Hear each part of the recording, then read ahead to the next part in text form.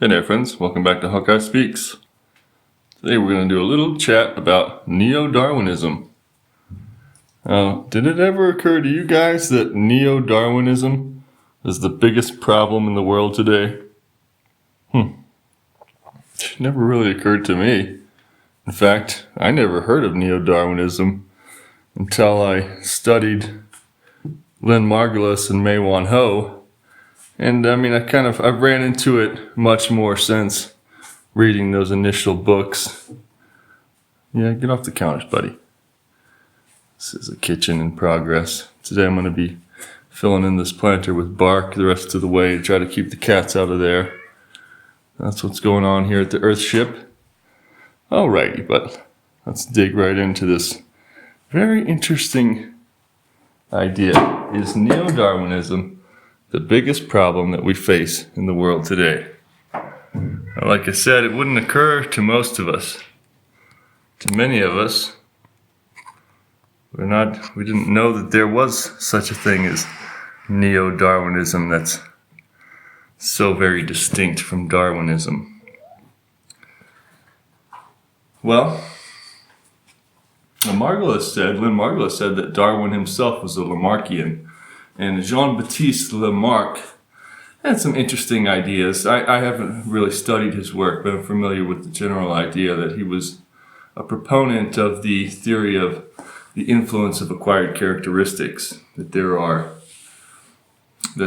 organism takes on a memory of what happens throughout the life of the organism, and that memory is passed on through generations in some way. And the mechanisms were not clear at the time. Okay, and then we had Darwin, and this is, random mutations acting through natural selection, I believe, right? That's the saying. But neo-Darwinism, as being distinctly different from Darwinism, is something that many of us are not familiar with or have never even heard of. We may have heard in passing this term, neo-Darwinism. But as I said, it started out with the subject of this little discussion right here is to ask the question, is in fact neo-Darwinism the biggest problem in the world today? And the reason why I'm asking this is because I learned this from these two individuals that I already mentioned, Lynn Margulis and Mae-Wan. Mae-Wan was a brilliant author and researcher, scientist, as well as Margulis. Hopefully you're somewhat familiar with Lynn Margulis, co-founder of the Gaia theory, along with James Lovelock, and author of many great books. She was a proponent of the theories of symbiogenesis. She had three ideas in science, and I don't exactly remember the third one per se, but symbiogenesis. And Lynn Margulis and Mae-Wan were both prolific researchers and writers and spent their entire lives in science. And they both agreed. They both said the same thing. And I found this fascinating that they said that the biggest problem in the world today is neo-Darwinism. And these two women were well aware of many conditions of the world. Margulis is the master biologist, and she traveled the world speaking and teaching, as well as she got around herself. She was aware of what was happening in the world as well. Mae-Wan wrote pretty extensively about agriculture and the problems with genetic engineering and chemical agriculture, industrialized agriculture, and the potential existent in regenerative systems. But yet she said that the largest problem we face is neo-Darwinism. They both said it. How interesting. Now they both also directly equated neo-Darwinism with reductionist thinking. And it's a little bit easy, especially this is something that's been coming up a little bit, not a little bit, it's coming up a lot in intellectual circles these days, is to kind of call into question and not just these days, it always is, to call into question Newtonian mechanistic thinking and reductionist thinking in general. And I want to suggest that even it's part of evolution. our evolution and potentially the evolution of consciousness. That kind of we start off in a primitive with some primitive systems. We move into the system of the dialectic, where it's an either or, and then we moved into the scientific method. Okay, that you can deductively prove everything empirically, and then we're going to move into another phase, which is the continuum phase, the third way, where it's not this or this, it's not definitely this provable, it's a continuum. It's not the one or the two, the dialectic, it's an in-between. It's not the, because the thing with the scientific method and, the data-driven empirical systems of knowledge is that they only ever prove what they're trying to prove. It's always at the behest of excluding everything else. It's not a comprehensive system of knowledge, So yeah, the scientific method, reductionist thinking, but neo-Darwinism. What is neo-Darwinism that's distinct from Darwinism in itself? Well, like I said, Margulis said that Darwin himself was a Lamarckian. Darwin wasn't getting into these molecular physiological mechanisms. This was pre-DNA, and he was talking about the larger mechanisms of how evolution works. And that is something to touch on right there, is that one of the large contentions is that, well, that in itself has always rubbed a lot of people the wrong way, because many people believe in creator, of course. And they may not align with the term creationism so much as they believe in a creator and their creator stories. And there's always, of course, we know there's always been a division, and it's really not even debated so much. That there are still many peoples of the world that are creationists and others that are evolutionists. So that's one big issue right there that could be identified as part of a reason why neo-Darwinism is one of the biggest problems in the world today. Let me make sure we're still recording. Check out the pets chilling in the Earthship sunshine. It's about 20 degrees outside now. It was 10 degrees this morning, and it is just toasty in here. And we do have the wood stove going, but in the other building, it's heated only by passive solar. No heating or cooling. $0 in utility costs out here. So it ain't so bad living in an Earthship. Anyway, back to the subject at hand. Could it be that neo-Darwinism is the biggest problem we face in the world today? Well, we like I just said, there's always been this big divide between creationists and the evolutionist camp, these two camps. And in the science camp is kind of tried to take over the thinking around everything non-spiritual, right? We know that evolution in our thinking, that science has dominated the realm of the secular, and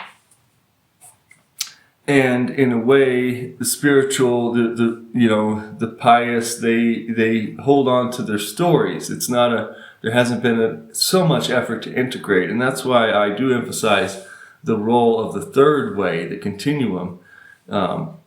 And finding a balancing ground in between. And there is a large body of research in this field when we do dig into what is neo-Darwinism. And I had mentioned in my last talk, Dennis Noble, there's also James Shapiro, Rupert Sheldrake, there's many people that have been working on this since Lamarck, that have continued on the trajectory of not neo-Darwinism, not creationism, but an evolution of organisms that takes into account intention, will, takes into account these non-empirical elements. Okay, so what distinctly is neo-Darwin? Well, it is genetic determinism. And now I've got a little cookie to throw in this talk, a little treat that gonna hit you with the left. with the left field. Okay, is neo-Darwinism the same thing as the germ theory of disease?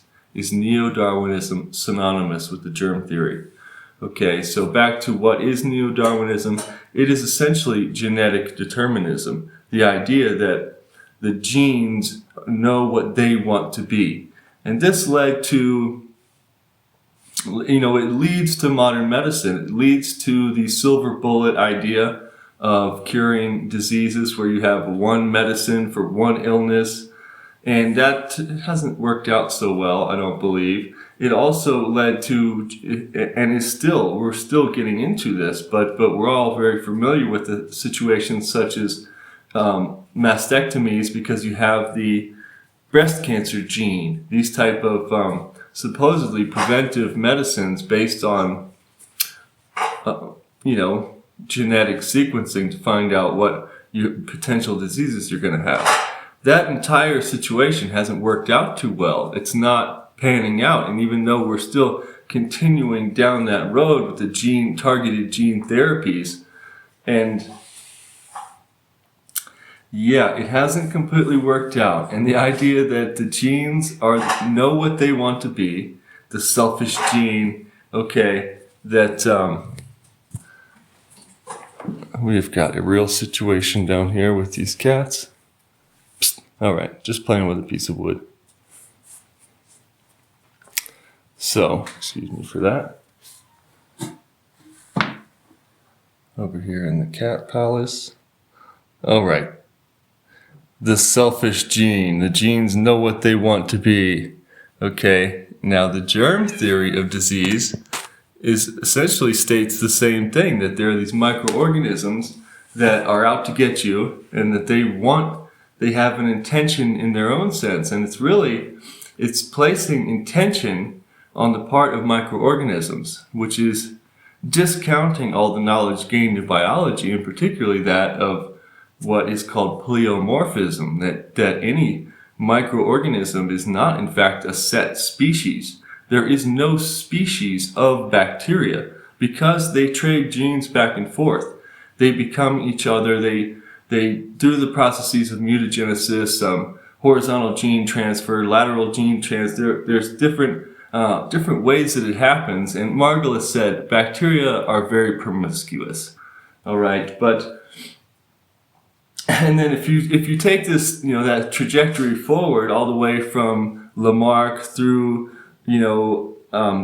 Dennis Noble, Shapiro, Sheldrake, and forward to Michael Levin, characters such as Michael Levin working in the field of regenerative medicine, we'll see, and let's also add Jerry Tennant in there and some other characters, in the trajectory, we'll see that the drive, what actually drives the turning on, the selection of certain, areas of the gene to carry out its function, what tells a gene to become the fingernail or the liver or the eyeball, or to regenerate a new fingertip or a tail of a salamander, or any of these actions, how it's actually happening is through electrical connection, through voltage potential carried out in these ion channels. All right, and it's not, the gene doesn't actually determine what is going to happen. It is conditions within the environment.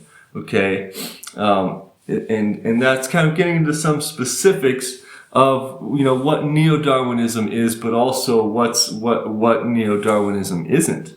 Okay, neo-Darwinism was a subsect taken from Darwinism, which again, Darwinism Darwin was a person, of course, but also it's a field of science, evolution. So there is this biological science side of it, but there's also the social implications. There was social Darwinism, was a whole movement and a change that happened, kind of a changing in the ranks of the church holding the power over the knowledge of the science of natural sciences, and that getting transferred into the hand of independent science, through this definition of social Darwinism, in a way, or an acceptance of it. And So that's a thing in itself, all right? But could it be, once again, that neo-Darwinism is the biggest problem in the world today? Wow, what a question. I mean, there are so many problems in the world today, right? There are wars, there's famine, there's, supposedly there's this climate situation, and there is in different ways, depending on how much you know about it. But anyway, you get what I'm saying. We have our personal problems. We have, health epidemics, modern health epidemics of metabolic syndrome through the roof.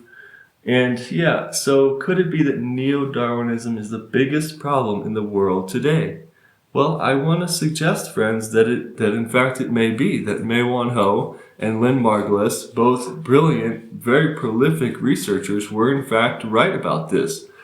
Because one of the things that I believe we have going on in our society today is we're at a bottleneck, indeed. And this bottleneck, though, I heard someone describing it the other day, that the lid has been lifted. And it's another way to think about it is we've arrived into a complex building, a structure, but the structure itself, the building, is literally a house of cards. It could be pushed over, and it can be shorn up in certain ways as well. Okay, but I believe that we have an existential crisis in the West. I think we actually have several of them, but one of them being that there is a growing movement around soil health, which is, hopefully there are some followers tuned in that are proponents of soil health. But there's a growing awareness around soil health and regenerative agriculture and healing lands, right? Healthy ecosystems, effective water cycling. There is some growing awareness around this, effective hydrological cycling, which is critical to climate stability. Okay, but at the same time, we know that there is also just as much a push as ever has been to dig in firm to the germ theory of disease and to kill microorganisms, to use the hand sanitizer everywhere, to continue down this road with the mentality that we need to wipe out every organism that we can that could possibly be an offender to us. Even though, like I said, bacteria are not even actually a set species. You dig into how this stuff works in a biological sense. I mean, all microorganisms essentially show up just to carry out ecological function.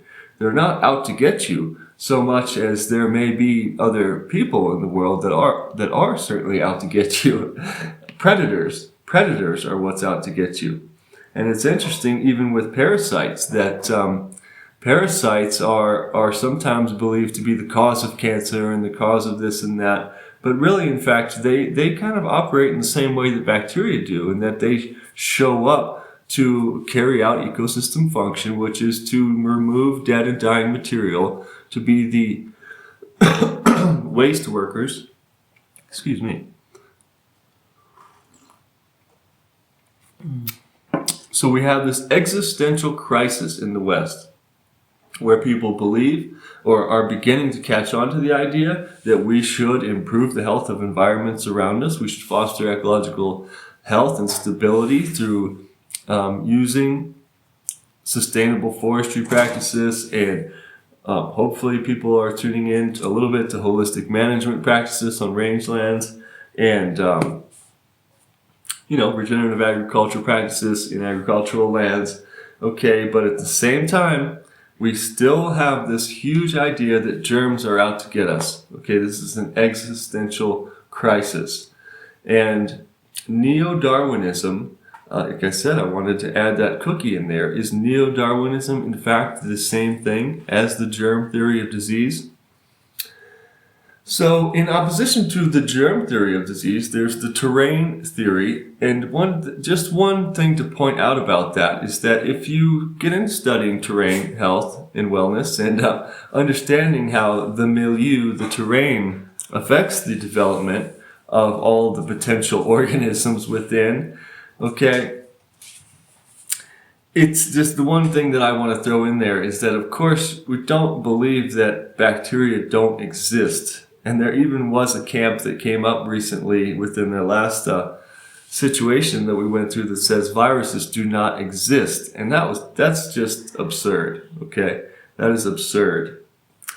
It may be worthwhile to consider that viruses are not in fact contagious and that they are an artifact of disease and not a causative agent, that in fact they are produced endogenously, not exogenously, okay?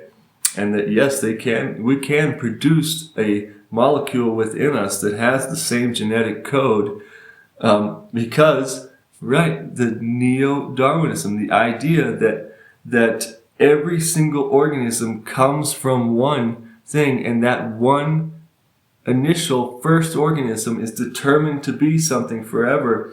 This has even larger implications within, in a way, it still was creationism. You know, there were these ideas, these hangovers that were still held on to very, very stringently within, developing these new theories, like taking it away from the church, but forming a new church. So,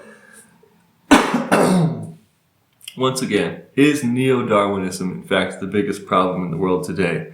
I would just suggest that it's worth looking into, friends. Thanks for tuning into this talk. I'm just, just introducing the idea here. And if I do get any feedback, we can, of course, discuss it further. I am, as I've stated, a proponent of the third way.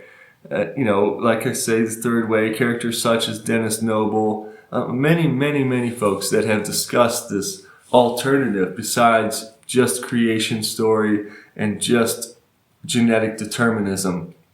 And but I'm also a proponent of the third way in a larger sense, that we can get away from both the dialectic and from the scientific method and focus on what is a deeper place that we can arrive at.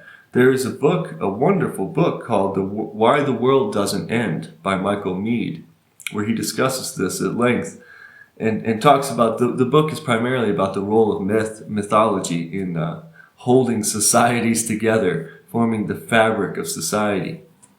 But he talks about this third way quite a bit, in which, it's not this or this, but if we take the time, we can always find another way, which is a bit more complex at first or more illusory. You have to go into the darkness to find the light. So, like I say, I believe there is an existential crisis in the West and it's not being challenged enough remotely. Many people had to duck and put their tail between their legs because of the last situation that went on, and not really speak up about this. But the germ theory of disease, it won't get society anywhere except selling products. That's really all it's for, is to sell products. Okay, within the terrain theory, we still understand that we have microorganisms, and if we have what appears to be an infection of microbes in a particular set of organisms, the patient, whether we're talking about plants or animals, we may choose to try and deal with an infection, and there is also the reality of how genetic material can influence, it's not the thing, and Margulis said this herself. Margulis and many scientists were kind of kept the virus issue at bay at the end of a 10-foot pole, but she, in her books, at least one of her books, stated very clearly, viruses are not alive. And that is to say that they can't have intention. You cannot place intention upon them. And then again, that brings up the wider question of, is there a role for intention within evolution? Okay, and that's what neo-Darwinism excludes.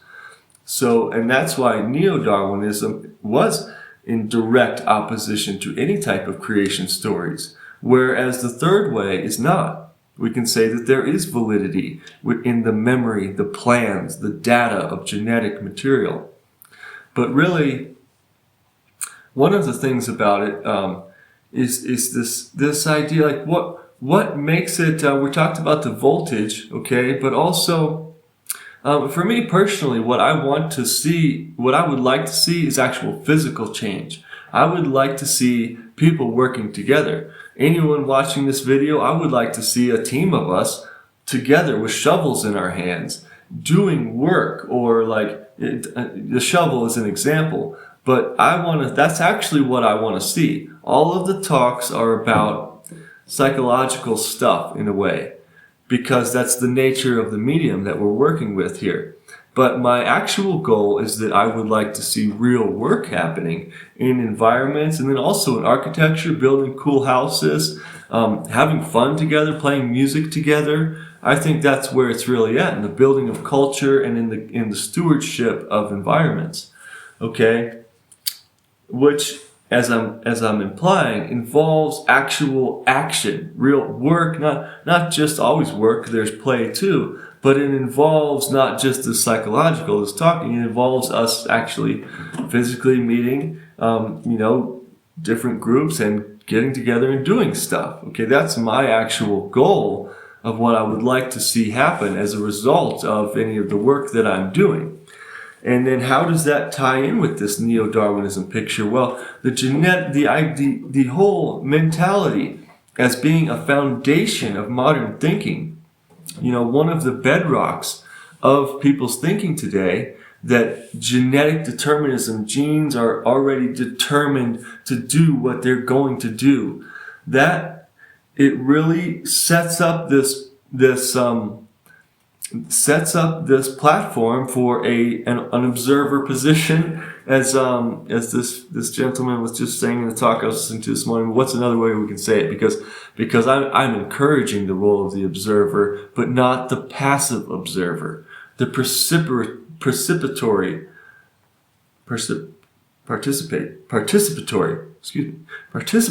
role of the observer. Okay. Which, to bring it back to Mae-Wan before we close out this talk, Mae-Wan believed in what she called quantum jazz. Quantum coherence she was very much into, that everything knows everything about everything all the time. Okay, and also getting into these biophysical modalities such as frequency modulation, frequency resonance, okay, that every cell, but also every DNA has a specific frequency. Okay, and things resonate with each other, or they don't. They have either resonance or dissonance, and this is a way that molecules are communicating. This is at the molecular level. Okay, resonance. Everything is vibrating. Okay, and there's a rhythmic pulsation that even potentially creates life, but certainly that is present within life. All right, and one of the very interesting things about it, as I begin to say, is that neo-Darwinism, it sets up this platform for the non-involved observer, the non-participatory, okay? We don't have a role to play in the unfolding of disease, okay? How does the process work? Like, it has a mind of its own, you know what I mean? We went over that a bit already, but also within ecosystems around us, that we don't have any way to influence what's happening around us. They're larger, huge systems. It's only the sun that controls the climate, or it's only these carbon amount in the atmosphere, whatever people believe. But the big point to make is that it's an absolute opposite from the participatory role, from seeing the world around us and seeing ourselves as a direct, integral piece of actions that are happening. Okay, and then the other thing to say to close it out, as I said, Mae-Wan into quantum jazz. And what is that? Well, I believe that I've said in previous talks that every action we take has the potential and does either create or destroy biological life. Okay, we can see that if we use toxic products, we can kill microbes. And if we make compost and biological ferments, we can create microbes by the unimaginable numbers, okay? And it's important to realize that thinking, every action we take. But something I want to add on today is that also every action in nature also has a frequency modulation, okay? It has a a rhythm. It has a signature. It has a vibration. It has a, there's different elements of it. It has a tone. Everything creates a vibration. Okay, and that vibration, this is part of how our thoughts can influence the development of physical elements within ourselves and also the world at large. And there's tons and tons of work around that have been done. Amazing work around the power of our thoughts, the biology of belief. Okay, but I want to suggest that one of the mechanisms of how that happens is that every action and even every thought creates a tone, creates a voltage regulated or a voltage potential frequency, a tone. I mean, there's some different terms here. I'm not sure which is the right one to use, but it creates a vibration. Okay, we can see musically. I mean, I'm sure I did spin the camera around. You see I have a keyboard right here. You can feel how every action quite literally creates a vibration. But I'm saying it's the same thing. We're always playing the music.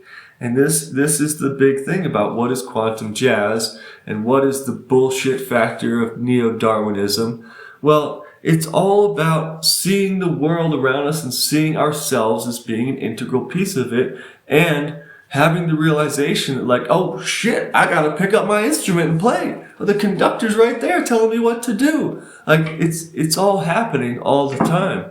And we want to be just playing the music in the band and creating these positive reverberations, resonations that create more life. Okay? So yeah, that's how I'm trying to tie this together and suggest that yes, the reason why neo-Darwinism is the biggest problem in the world today is it makes people feel like they're not involved. They don't have a role to play. That everything is just determined to do what it's going to do. They're just a problem anyway. And you know what?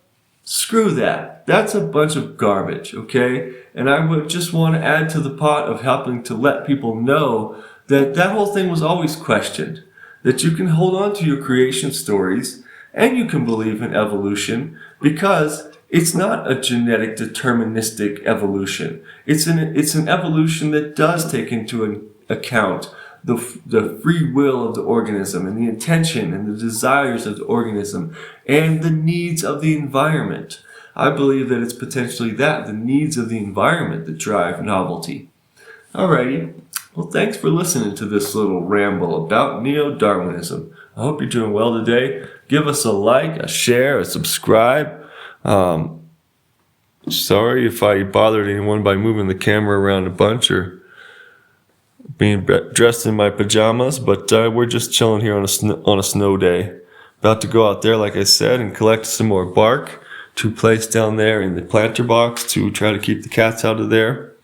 That planter box is filled with, it's actually about 5 feet deep with gravel in the bottom, and it's a gray water system. You're in the Earth ship. I'll tell you more about that in another video. Alrighty, friends. Thank you for tuning into Hawkeye Speaks. Have a wonderful day.